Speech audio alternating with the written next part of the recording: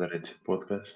This is Dennis, as always, and I just wanted to go live for a bit today and talk about the game that we saw yesterday, and in general, the games that we saw yesterday, and how the Super League is more or less shaped up as we end round one. Before I get into all that, though, because there is quite a few things to surprisingly talk about, just wanted to remind you all, as always, at the start of every show, that anything and everything you need for this show is down below. Uh, like and subscribe if you feel like you enjoy what you see. I do try to be live few times per week, depends on what's going on in my personal life as well and in the Olympiacos world in general. Um, I'm nowhere near a professional if you're new, so don't expect that. I'm just a fan doing this for fun and for a community that's decided to give me all their love and support, which I'll forever be grateful for. Constant updates on Instagram and Twitter, at least as much as possible.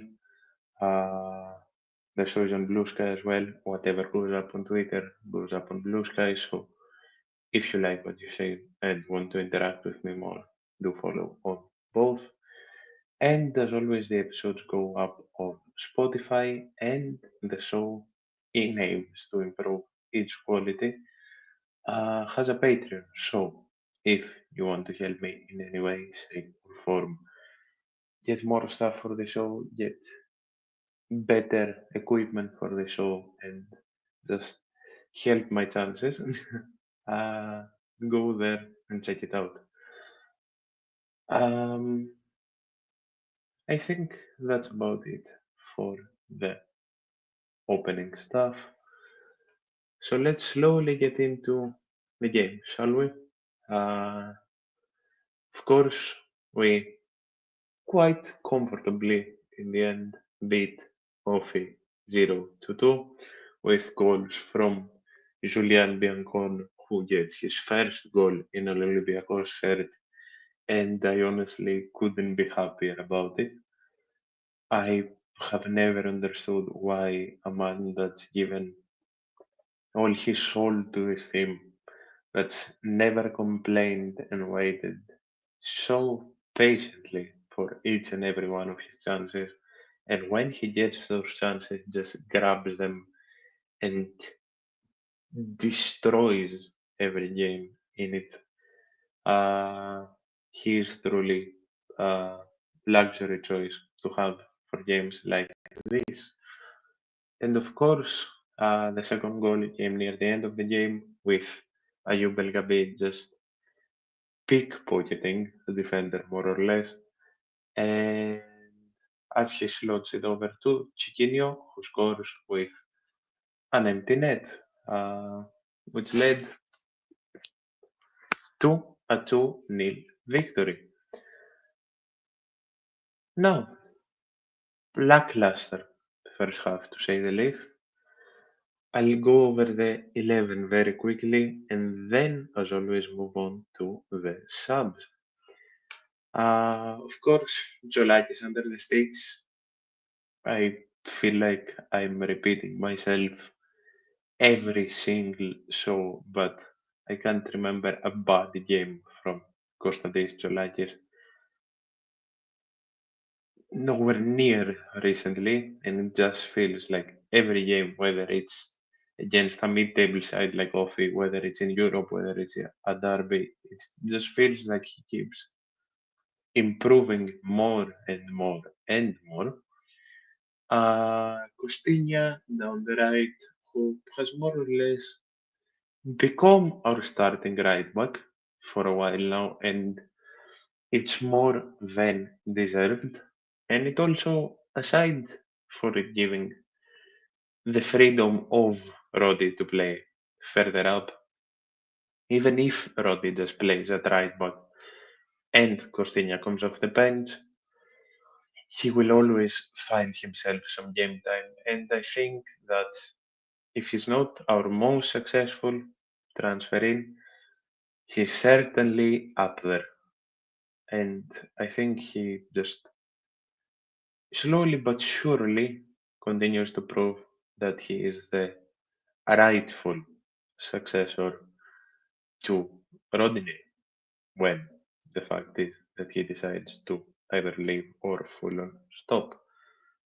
Now, the duo of Julian Biancon and Lorenzo Pirola, who, as I said, for rotation games like this, for games that you need to come in and win against a side that quality wise is way below you, I think it's way more than a luxury to have those two as a proper second unit.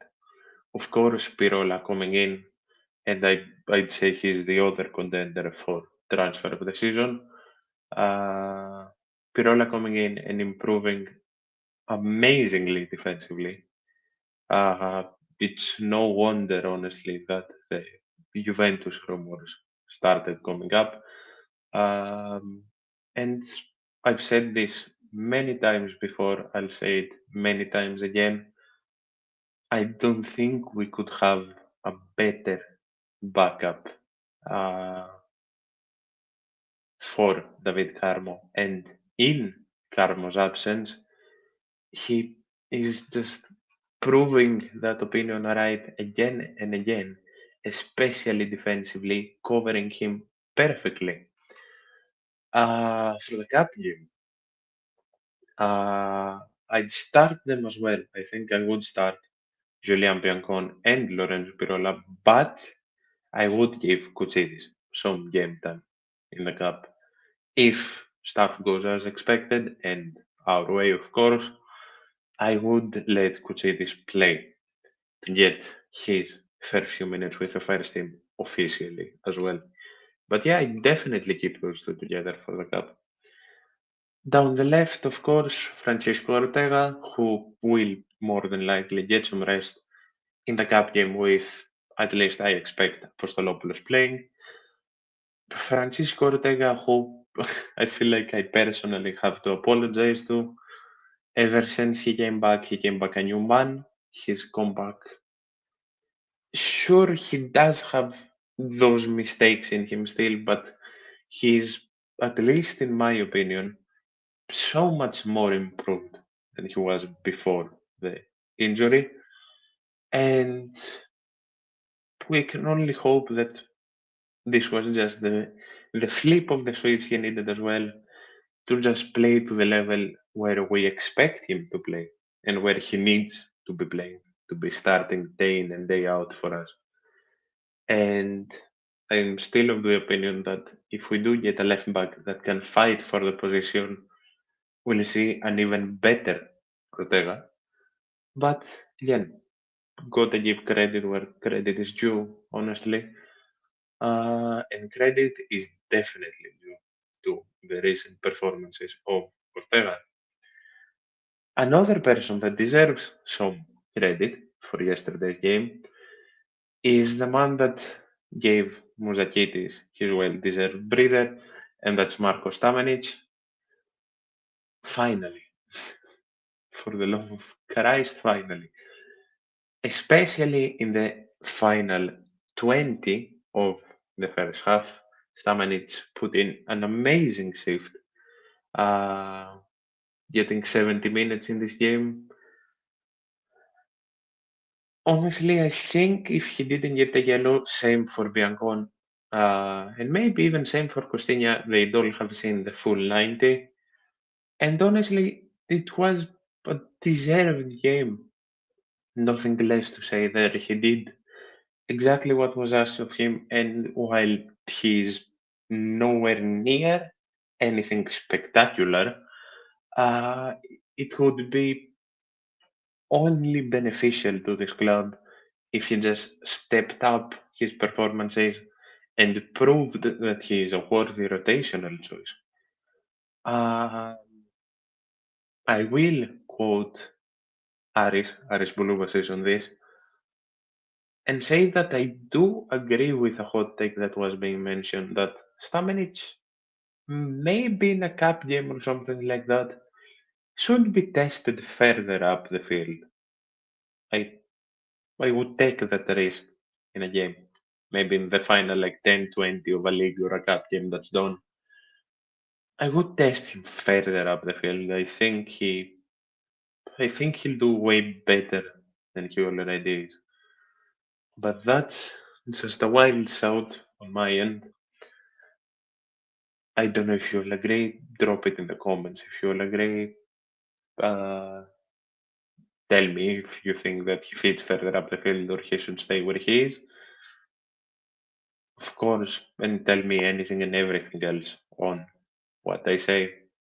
Comments, messages, questions, and everything, and opinions are more than welcome. Partnering Marcos Stamenic was Santiese.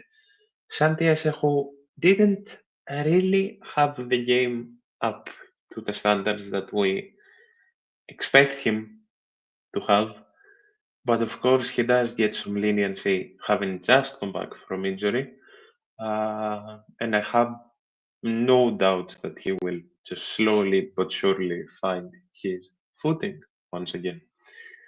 Down the right was, of course, Chiquinho. Chiquinho who found a much needed goal. And for me, maybe gets us out for the MVP of yesterday's game. It's between him, Biancon, and Pirola. Uh, and I think, just like many attacking players or many midfielders, even, I mentioned attacking players because he was playing down the right wing. Maybe we'll see the Chiquinho we all know and love once again now after his slight dip in form, with him nowhere near being or playing bad, but he was playing just a bit below the standard we expect of him. Same for Santi. Uh, Maybe this is what he needed. Maybe he'll just start playing fully on fire once again after getting that goal. And I think the least you can say for Chiquinho is that day in and day out he proves why he's so needed in this team. Does everything, plays everywhere, and moving on to this perfectly, seems like he's a great mentor as well to Christos Mozakidis. With ever since I'd say Moza came up and integrated himself into the 11, with these two having a very close and a very big connection, and you saw it in the celebrations as well yesterday. I'm pretty sure Moza is the first one that ran to hug and congratulate Chiquinho, calling back as well to the wonderful pass that Moza had made for El Gabe's goal a few games ago. Chiquinho is the first one that congratulated him, and it seems like they are getting along amazingly, and that's an even bigger plus on Chiquinho's side for me. Exactly. He plays everywhere, and he plays amazingly everywhere he plays. Sure, he may have had just the slightest dips in form, but even in his dips in form, he's nowhere near bad. And his his versatility is an understatement because I think even if this man was asked to play a right back, I think he would have gone and played a right back. Uh, it's rare these days to see players having such a will to help the team, and honestly makes me just be grateful that we have a player like Chiquinho even more. Of course, a man that's slowly integrating himself not only in the team but maybe in the starting 11 as well is Babis Kostulas. Excuse me, just flabbed my words a bit. Babis, who missed two very big chances. Uh, especially the chance that he was just a few steps in front of the goal. Babis, who of course found the goal that he very well deserved against PAOK, but it is just that final touch that he's missing. He has everything down so admirably perfect for his age. And I feel like as soon as he finds that final touch, as soon as he perfects that shot, as soon as he finds just that slightest click up that he has more than the potential to find, I feel like he'll be banging them in by the dozens. And I feel like we'll see some great things from Babis Kostoulas. He's one of the hottest prospects we've had, of course, along with Mouzakitis, in so incredibly long. And honestly, I can't wait to see this kid's improvement more and more. And again, for the first time in so long, with Silaidopoulos and Jose Luis Mendilibar, I haven't the slightest fear that uh, will handle this general generation, because it's not only these two, and I'll get into the rest that I feel like will slowly get themselves into the team as well very soon. I feel like we'll handle them perfectly. And honestly, I can't wait not to only see their careers with us, but to see what these kids do in general, because they will surely get moves into amazingly big clubs eventually. Now, on to feel like one of the most controversial players that we've had in a while, and that's Willian. Willian, as we saw him in the starting 11, I think most of us were more or less worried, to say the least. Uh, he started off way better than he usually does. Uh, Tried to create something, tried to finish a couple of chances, having two very good shots, especially given comparative to what he's given up to now to the team. But again, nothing special. Sure, I'm maybe being a bit harsh because his performance was levels above what he's given to the team up to now, but I'm honestly not really that impressed yet. I'm very, very hopeful that he'll suddenly just. I've said this from the start of the season. When a player that I'm doubting proves me completely wrong, I couldn't be the happiest to be made a fool. Same happened, for example, with Vicente Bora that season. If Stamanic, Willian, or whoever just proves me wrong, I'll be the happiest. Let me make that clear. But again, still very doubtful on Willian. And he did go down and get subbed off with an injury in the 76th. I do not know if that was just a way to get out of the game, or if that was an actual cramp, or if that was a serious injury once again. That will only be shown, but I'll try and be hopeful for William as well, because he finally at least gave something. Now, El Cambi, Ayub El Cambi, what's there to say? Just when he doesn't score, he apparently just finds a way to assist now.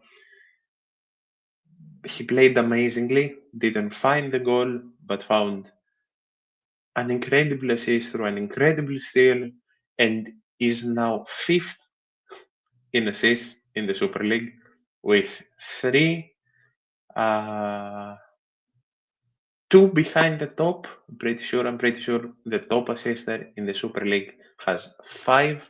Don't even remember who it is. Let me actually go check. And it's just so funny.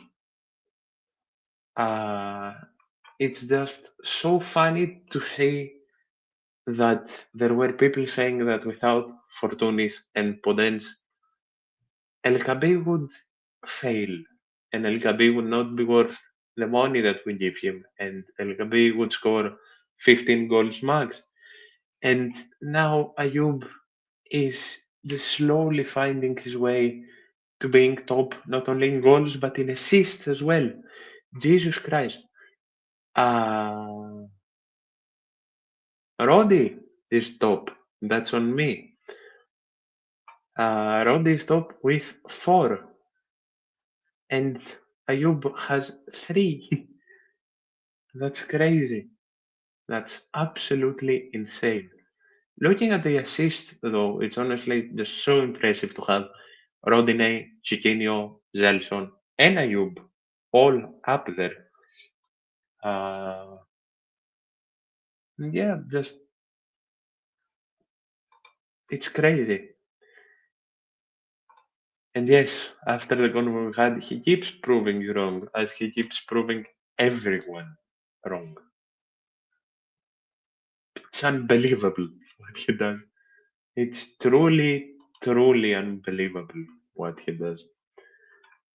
Moving on to the subs, of course, Mouzakitis coming in for Stamenic, Rodinei coming in for Costinha, and Rejos coming in for Biancon. Those were all subs for Yellows. And one thing very worthy of mentioning is that in the 76th, there were in the field Cholakis, Papaganelos, Rechos, Mouzakitis, uh, Kostulas, and was that it, or was there one more? Let me actually make sure. It's Jolagis, it's Rechos, it's Mouzakitis, it's Kostulas, and it's Papaganelos. No, that's it. 5 players, not only Greek, but from Olympiacos Academy, out of 11, playing in the Superleague. I think it's safe to say that uh, we honestly are levels, levels ahead in academy now. Again, I don't think it's crazy to say that in the cup we may even see 9 Greeks playing, or maybe even 8 if you include Bakulas and Kuchitis that may get game time along with Papakanelos, Rechos, and the others. It's really not crazy to say that. Top assist man is Sengelia. He has the same amount of assists as Roddy but in less games. The Super League site screwed me over because it's showing Roddy and Warda with 4. It's not even showing Sengelia. So that's on me. uh, but yeah, it's honestly something that I don't think we could have even dreamt of seeing 2 years ago, for example. And the progress we've done, not only academy wise in quality, but playing Greeks is finally moving on so fast. And if we keep these kids, if we handle them correctly, we'll have one of the most academy based quality lineups, not only in Greece, but in general in Europe. And that's crazy to say, speaking Olympiacos wise. Uh, what do you mean by this? What did I say about Biancon? I forgot. Uh, But yeah, it's crazy to just sit here and say that not only did five players from your academy play in the Super League at the same time, but that you are en route adding uh, Papaganellos getting fully integrated. You have Kuchidis, you have Bakulas, you have Mnemonidis, and many others coming through. I always like to give a shout to Kuchugulas, who is in Panathinaikos doing wonders. That you have a chance to have not only an academy based 11, but an academy based squad that will do amazingly as well. It's what I've personally and many others have been advocating for so long, and I couldn't be happier it's happening. Uh, and of course, the main man, the main hero of this case is none other than Sotiris Silaidopoulos. We He doesn't get enough credit for what he did, not only for winning the youth league and coming up now to be Mendy's understudy, but just for the job he's done, just raising these players, not only as players, but as kids, as personalities, and just protecting them as well in the first team, making sure they get time, being there as a familiar face, being around there to just give them everything and anything they want and making sure they improve more and more. It's just the absolute best. Ah, yeah, that's fair that Biancon graduated from the B team to the main team. Yeah, you could say that, but I think that's just better management of the squad. I don't think Biancon was ever meant for the B team. I think that's just his patience and better management.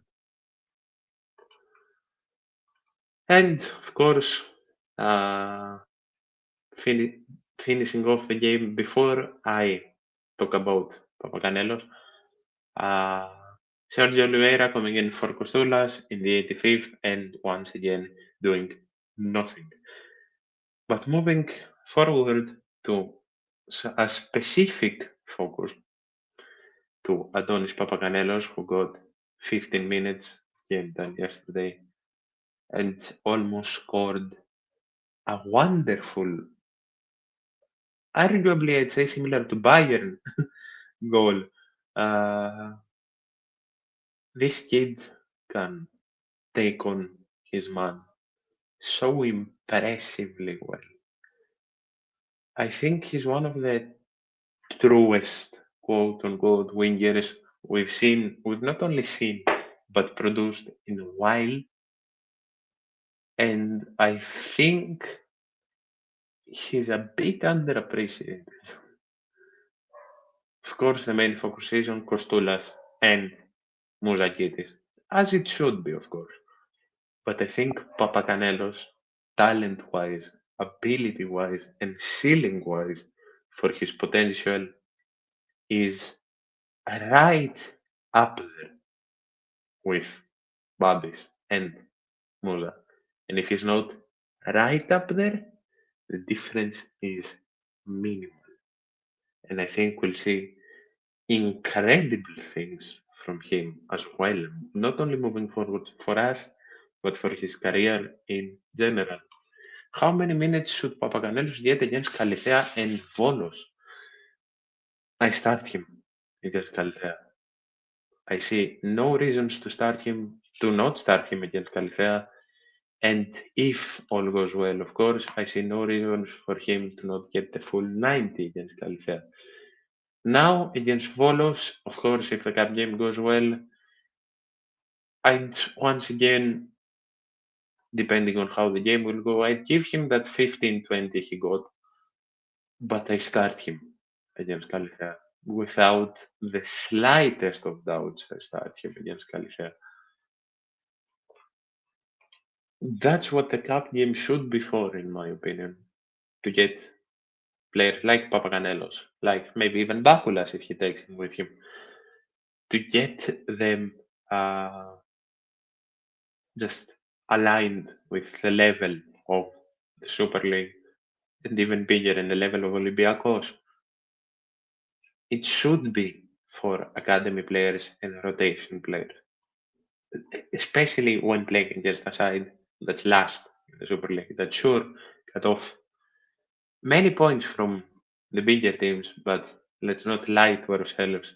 A unit with the academy players can easily qualify against Califea.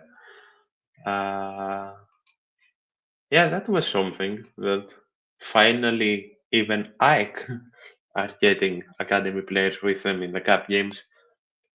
And hopefully that's another sign of another team taking their academy more seriously. I think, I hope and I pray that as the Super League in general, we finally focus on academies, and I hope that other teams just take our example and build on it. I can only hope. Of course, Greek academy players. Of course, there are talents like Sila and in general, but of course, I'm mainly talking about Greek academy players. Um, with the win, of course, came some other interesting results. With PAOK and Panathinaikos both bottling it.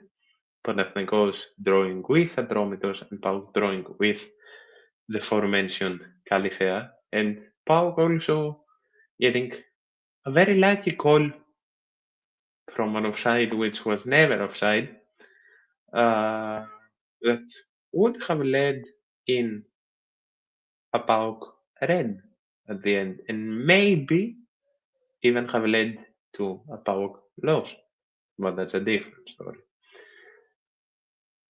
Exactly where I was going. Mathieu Valbuena, the 40-year-old, unstoppable, amazingly creative legend that is Mathieu Valbuena, played 98 minutes yesterday and provided both assists from the goals that would eventually cost PAOK the win. A PAOK that, by the way, hasn't won in Tuba in 3 months, which is a stat in and of itself. Uh, what's there even to say about Mathieu? What's there even to say? An absolute legend. Of course, we need to look at our own wins, but of course, it's very important to just check out the table after we've won. And I think that Pau and Pau will talk more than every few weeks, because with games at Tripoli and at Ceres for Pau and PAOK coming, I think we'll see 2 draws minimum once again. Sure, Ceres and PAOK have an interesting history as teams, but I honestly think that they'll do it. I think that Ceres will get the point against uh, PAOK. Ceres that with Benakur at top have been deadly. Ceres that currently sit ninth, just 3 points behind Panathinaikos. Ceres that have come out of nowhere, honestly. I think they'll do it. And about the Tripoli Panathinaikos game, we all saw how the game went at Oaxaca, the start of the year, and I think there will be just the slightest dip in mentality with the draw, and I think Rui Vitoria's managerial just bounce off from him coming in. He just start to just crack a bit, and I think there is a chance that it will crack even a bit more by next weekend. Ike, of course, play OFI away. From what I saw with the OFI that played against us, sadly, very sadly, I don't think that OFI will cost Ike at all. But I'm pretty sure that the other two have a big chance of fumbling. Still very early, don't get me wrong. But I think us finishing the first round on top is what we should have done, per minimum. And even the slightest of differences on that +3 is just a bit more of at least a mentality boost. There is a lot of games, very important games, both in the cup, both in the league, and in Europe coming up. But at least domestically, uh, we need to win every game. Up, up until I'm pretty sure the next tough quote unquote game and the next derby is Panathinaikos, which in my opinion we should win as well.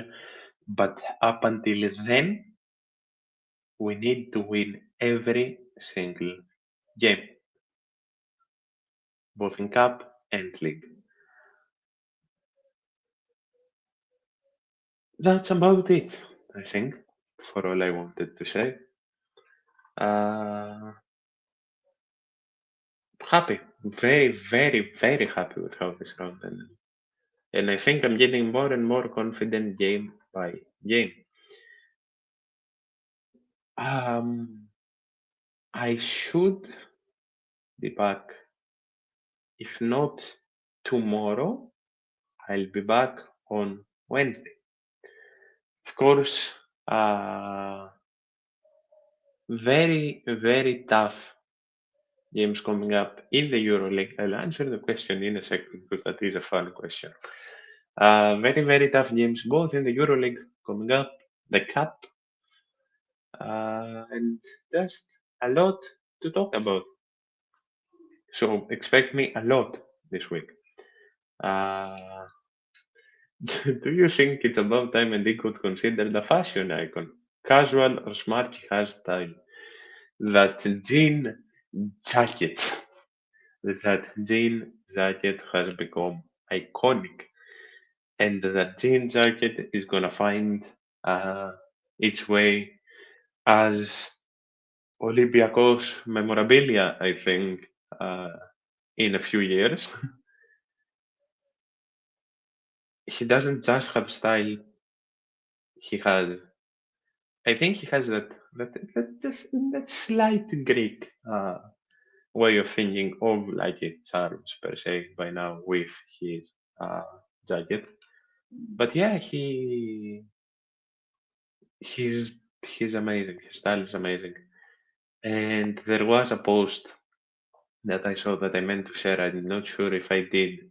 Uh, there was a post that said who had the better style a few games ago. Was it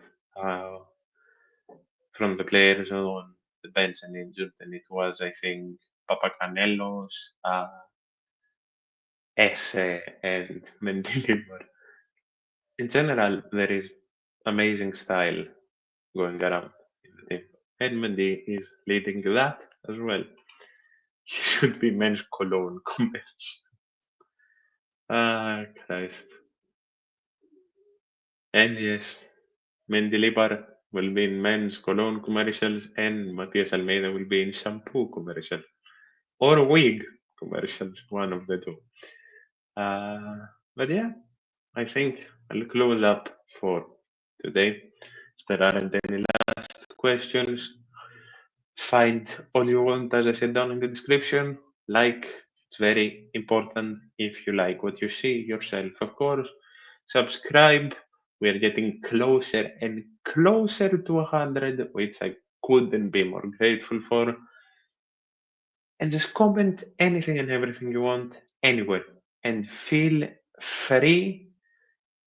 to feel free to message me even anything you want. bigger and better things coming up, not only for the team, but for the show as well. Quick commercial when he loses all his hair because of the team. That's amazing. Thank you all so much for everything. We've gotten bored of hearing my gratitude, but we'll always hear it because gratitude is very important to me, especially in a season like this. Happy December and happy Christmas season. And the show is first, Christmas season, and I plan to make it very enjoyable. Thank you all very much. See you soon.